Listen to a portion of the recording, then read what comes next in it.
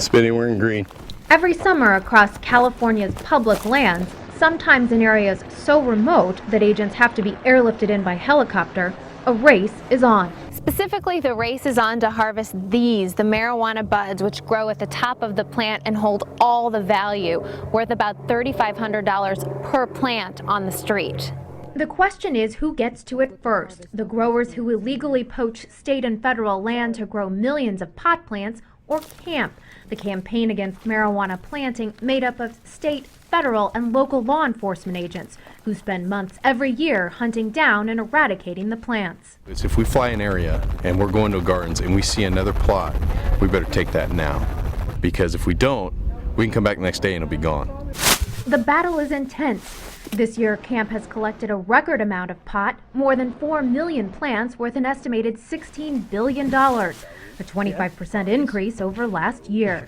From June to October, agents spend long days in the California heat destroying the pot gardens. The largest crop they seized this year in Northern California's Lake County netted 126,000 plants.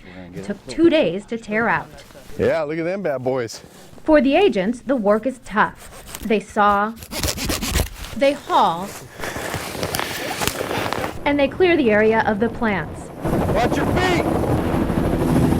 The work can also be dangerous. 2 deputies were shot and injured at a site in June, and the group has made 64 arrests and confiscated 80 weapons so far this year.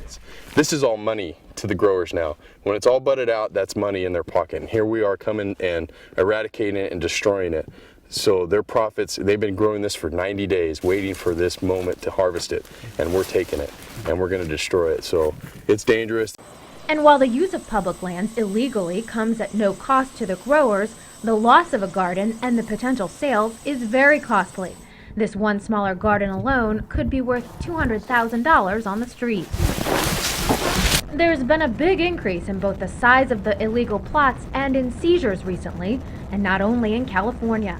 Federal officials say Mexican drug cartels are skirting tightened border security and the drug-related violence south of the border by planting large-scale marijuana farms in Texas, Oklahoma, and other states.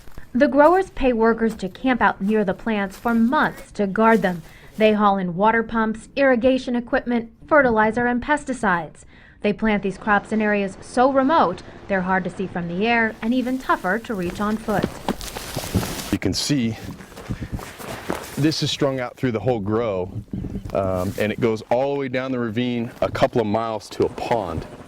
From that pond, they pump the water back up into this grow, and then they have all the little feeder lines to the plants. From this site in Lake County, where much of California's illegal pot is grown, the plants are hauled to a landfill and buried. You know, if they put that much energy into just an honest career, they'd probably be very successful. It just never ceases to amaze me. And while state officials say they're finding more grows every year and seizing more plants, they acknowledge they don't come close to collecting it all, estimating they may miss as much as 50%. In Lake County, California, I'm Stacy Delo.